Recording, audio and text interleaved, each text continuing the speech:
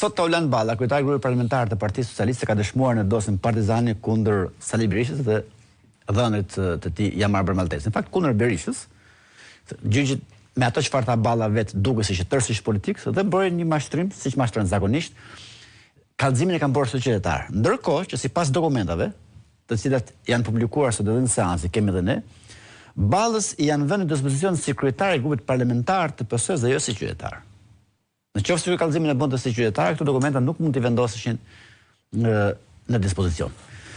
Por ajo çfarë është më e rëndësishme, duke u vendosur përballë fakteve dhe dokumenteve, Balla ka në një farë forme ka heqë dorën e kallëzimit dhe ka thënë që unë nuk kam pas dokumenta, por i kam bërë bazë të investigimit të Carlo Bolinës, të njëjtit të cilëve ka vjedhur një pjesë të pronës, dhe ka shit Ramën, kryetarin e Partisë Socialiste, ish kryetarin e Bashkisë, duke thënë se kur e kanë bërë kallëzimin nuk e dija se kishte firmos Rama. Do të ndaloj pak në këtë pjesë sepse gjithçka sot është e qartë. Nuk ka më dosje, Balla ka planuar që është përdorur politikisht, ka mashtruar sërish duke thënë se e dija që ishin kompensuar, ishte shitur toka ndërkohë që thjesht ka qenë marrë me qira. Pastaj është fshehur pas Carlo Bolinës, duke thënë se kam lexuar Carlon dhe nuk e dija se kishte firmos Edi Rama. Kjo është e gjitha dosja Partizani. Ajo për çfarë është bërë zhurmë për 5 vjet.